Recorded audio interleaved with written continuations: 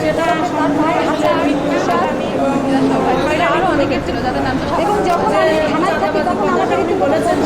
যে এখানে বাড়াবাড়ি না করতে, বাড়াবাড়ি করলে বাড়াবাড়ি এখানে আমার ছেলেমেয়েরা তখন জল করতো, তারা কি করে আঙ্গিক করে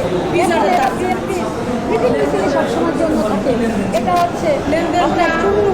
এই মণ্ডলের মাদকের ভাত খাই, এই ভাত খাই, এই জন্য এটা করে এখানে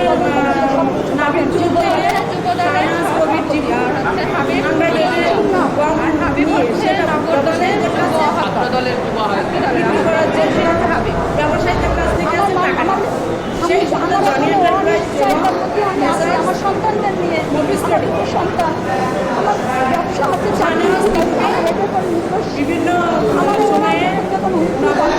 আমি এইসব লোকের এইসব লোক এইসব লোকের সে না পেয়ে আমার বড় আমাকে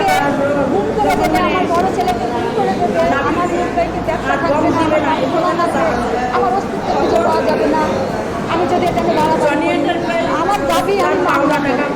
আদায়ের জন্য সুষ্ঠু বিচার চাই। আপনাদের কাছে এসেছি সাংবাদিক ভাইয়েরা, আপনাদের কাছে চাই।